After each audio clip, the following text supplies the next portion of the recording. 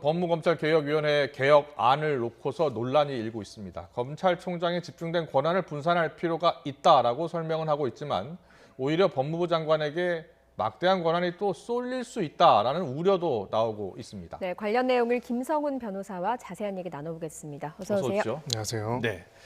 어제 개혁위원회 발표가 있자마자 바로 논란이 시작이 됐습니다. 개혁위원회의 발표 내용의 핵심은 이 검찰총장의 수사 지휘권을 폐지하는 부분입니다. 자, 어제 개혁위 기자회견 내용부터 듣고 이야기 나눠보겠습니다. 검찰총장의 구체적 수사지휘권은 폐지하고 각 고등검사장에게 분산할 것.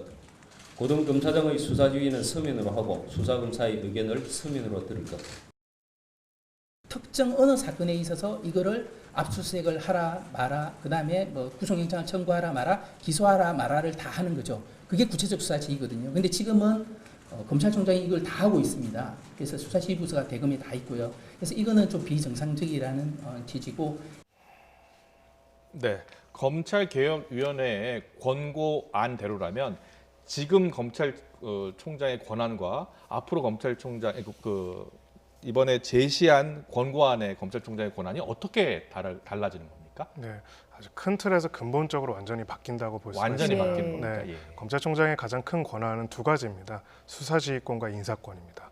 이번에 권고안은 이 수사지휘권과 인사권을 사실상 이제 박탈하는 내용으로 보여지고요. 예. 가령 이제 대표적으로 이 검찰에 있어가지고 일반적으로 우리가 이번에 검찰 개혁을 외치는 또 입장에서는 네. 검찰은 그냥 법무부의 외청에 불과하다라는 이야기가 있지 않았습니까? 네네. 말한 대로 외청에 불과하지 않은지의 근거는 이제 관련돼서 검찰총장이 검찰 조직의 전체 수장으로서 인사권과 수사지휘권을 독립적으로 행사할 수 있는지 여부에 따라서 달라지는 건데 예. 이 두 가지를 만약에 없앤다면은 이제 검찰 조직은 그냥 법무부 산하의 하나의 외청으로서 법무부의 직속 관리를 받는 조직으로 바뀐다는 점에서 검찰총장의 권한뿐만 아니라 검찰청 자체의 성격을 완전히 바꾸는 내용의 권고안이라고 보여집니다. 예. 네, 그럼 검찰총장이 수사를 지휘하지 않으면 누가 수사를 대신 지휘하는 게 담겨 있습니까? 권고안에는?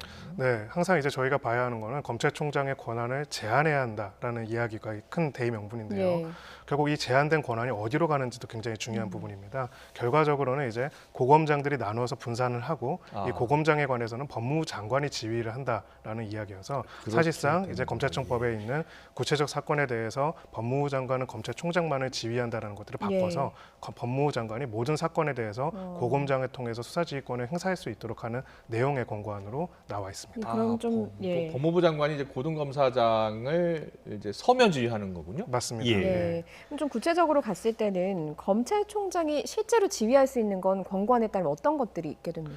그래서 저도 이제 권고안을 일반적으로 살펴봤는데 구체적 사건에 관한 지휘는 각 고검장들이 분산해서 한다라고만 되어 있고 예. 구체적으로 검찰총장이 뭘 지휘할 수 있는지 얘기는 없습니다. 예. 근데 결국 사건이라는 건 당연히 구체적일 수밖에 없기 때문에요. 네. 일반적으로 검찰 조직 전체를 이끄는 역할 이외에 적어도 수사에 관해서는 어떠한 지휘권도 행사할 수 없게 되는 그런 형태로 지금 권고안대로라면 그런 내용으로 보여지고요. 그렇군요. 예, 그렇게 되어 있습니다. 네, 그럼 일단 그러면 검찰총장 같은 경우에 저 권고안대로라면 지휘권이 없어지고요. 인사권도 사실상 법무부 장관이 행사하는 거 아닙니까? 맞습니다. 지금 검찰 인사위원회의 의견을 제시해서 인사위원회를 통해서 의견을 제시하도록 되어 있는데 네. 네. 이 인사위원회 관련 규정을 보면은 인사위원은 모두 법무부 장관이 임명하도록 되어 있습니다. 예. 그래서 사실상 이제 이 검찰 조직에 관한 인사권도 법무부 장관이 전적으로 행사하는 어떻게 보면 좀 근본적으로 검찰 제도 자체를 완전히 바꾸거나 해체하는 수준의 이제 권고안이라고 볼 수도 있는데요. 예. 네. 지금 법무부 장관이 인사권을 지금도 가지고 있기 때문에 사실 검찰총장과는 달리 고검장한테 이게 분산이 되게 되면 그 인사권에서 좀 자유롭지 못할 수 있지 않을까 이런 생각도 들긴 하거든요. 어떻습니까? 네, 두 가지 점에서 정말 예. 그렇습니다. 한 가지는 검찰총장은 원칙적으로 대통령이 임명하는 거고요. 고검장은 누가 임명하면 법무부 장관이 임명을 하는 예. 겁니다. 예. 인사권자이고요. 예. 검찰총장의 임기는 보장이 되어 있지만 고검장의 임기는 보장이 되어 있지 않습니다. 가령 이제 이번 달이라도 다음 달이라도 이제 바뀔 수가 있는 거고요. 뭐 사직을 권유할 수도 있고 아니면은 6개월마다 교체할 수도 있고 공석으로 놔둘 수도 있습니다. 그러니까 고검장은 또 한편으로는 잠재적인 검찰총장 후보군이라고 하거든요. 그렇죠. 그러니까 거기에 대해서도 법무부 장관이 제청을 해야 하기 때문에 사실상 인사권자의 지휘와 감독에 반해가지고 자신의 소신을 하기에는 구조적으로 지금 같은 구조에서는 어려운 부분이 당연히 있습니다. 예. 그래서 검찰 내에서 이제 법무장관이 아니라 법무총장이란 말이 네. 나올 수 있는 거군요. 네. 알겠습니다. 지금 이 권고안을 보면 법무부 장관이 불기소주의는 하지 못하도록 이렇게 제한하고 있더라고요. 네. 그 이유는 어디에 있습니까? 아마 이제 이 권고안을 만들면서 또한 이제 위원들 사이에서 이렇게 되면 법무장관이 결과적으로는 모든 사건들에 대한 포괄적인 수사지휘권을 가지게 돼서 예. 원래 법무장관이 정무직 아닙니까? 그러니까 그렇죠. 기본적으로 정치인, 뭐 여당 대표 출신이 가서 장관을 하기도 하는데요. 예. 이런 식으로 해서 수사지휘를 하게 되면은 문제가 있지 않을까. 그럼 적어도 불기소라는 게 이제 기소를 안 하는 거거든요. 예. 그러니까 죄가 없음, 혐의 없음 이런 판단을 하는 건데 이런 식으로 어떤 사건을 무마하거나 이제 막는 수사를 막는 것 자체는 못하도록 구체적으로 명시를 하면 되지 않을까라는 의견이 나와서 예. 그것이 반영된 것으로 보여집니다. 어떻습니까? 이게 충분한 좀 그런 부분에 대한 제어 장치가 될 수 있겠습니까? 그렇지는 않습니다. 이제 기소 불기소는 어떤 사건을 최종적으로 마무리하는 단계에서 내리는 판단에 불과하고요.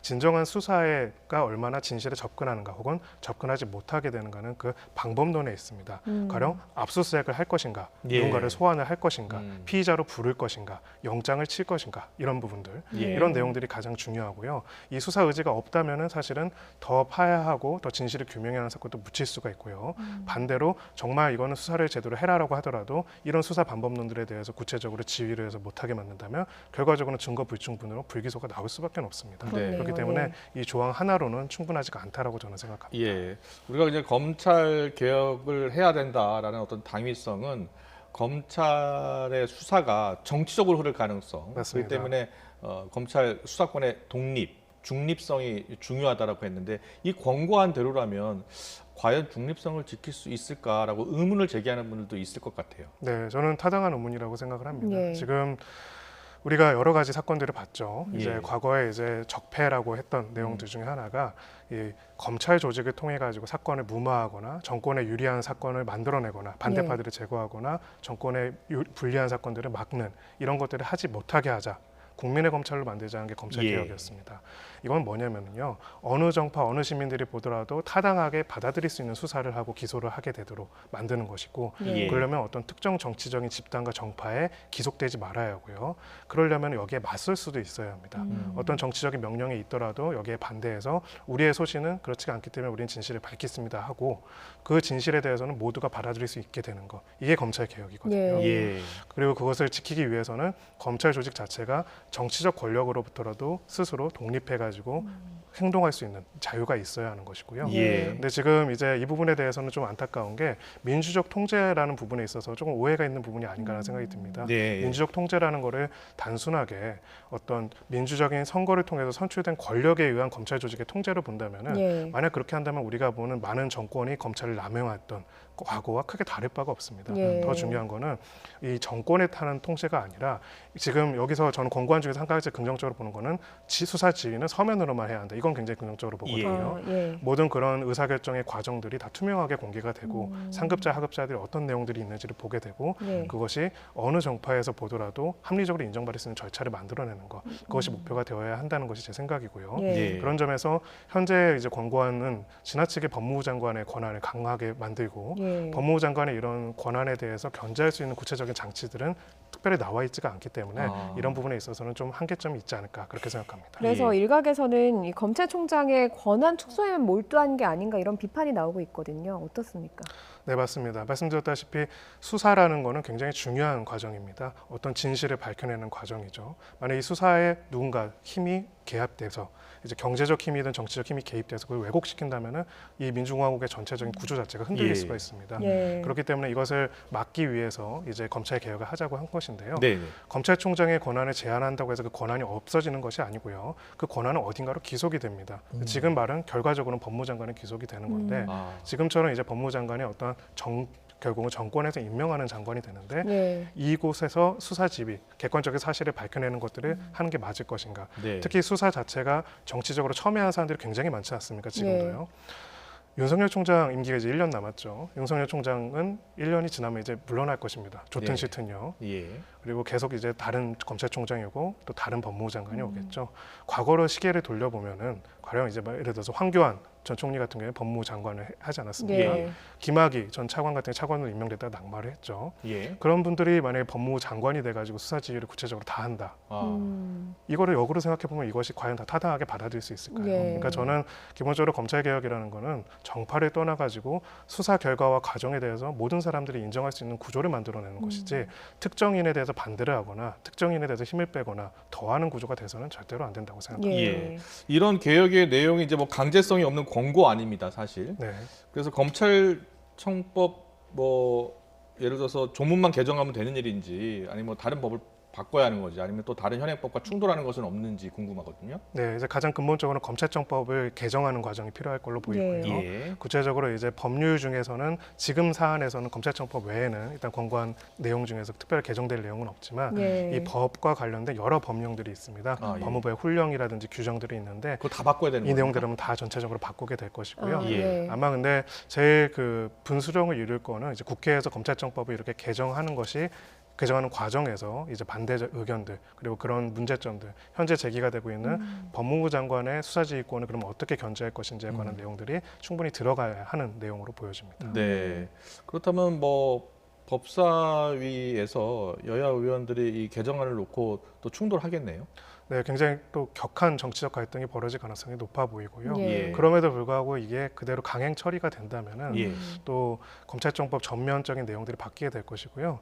근데 아마 이 내용대로 바뀌게 된다면은 현재 검찰 제도는 근본적으로 완전히 달라지는 구조가 될 것으로 예. 보여집니다. 네. 완전히 이제 행정부의 하나의 기관으로서 행정부의 직속적인 관할과 관리를 받는 구조가 될 것으로 보여지고요. 예. 예. 또 그 행정부의 그런 관할을 받는 사건들이 향후 어떻게 처리되는지에 따라서 또 다른 정치적인 논란들이 벌어질 것으로 보여집니다. 네. 그 권고안에 보면 개혁위가 검찰총장 임명의 다양화 이걸 권고를 하고 있습니다. 그러면서 현직 검사뿐만이 아니라 판사나 변호사 이런 다양한 출신의 후보자를 임명하도록 했는데 어떻게 보고 계십니까? 네, 기본적으로 뭐 검찰 안에서 검찰 조직의 이기주의를 막기 위해서 검찰 수장을 꼭 검찰이 아닌 사람이 맡도록 하자. 이게 사실 이 관념이 나온 거는 국방부 장관을 뭐 민간에서 할 수 있도록 아, 하자. 예, 거기서 예. 나온 것이기 때문에 그 자체에서 이론적인 근거 자체는 타당하다고 보여지지만 예. 네. 현실적으로는 검찰 출신이 아닌 총장이 검찰총장이 되어서 검찰 조직을 장악하기도 어렵고 또 검찰 조직 차원에서 조직이 아니라 검사들의 독립성을 지켜주면서 스스로 방패막이가 되기도 현실적으로 어려운 부분도 있기 때문에 네. 이것은 선악의 문제로만 접근할 부분이 아니라 과연 이것이 검찰의 독립성과 중립성을 지키는데 더 나은 방법인지에 대한 고민도 필요하다고 생각합니다. 예. 네, 알겠습니다. 자, 법무검찰개혁위원회 개혁안의 논란에 대해서 김성훈 변호사와 자세한 이야기 들어봤습니다. 오늘 말씀 잘 들었습니다. 고맙습니다. 감사합니다.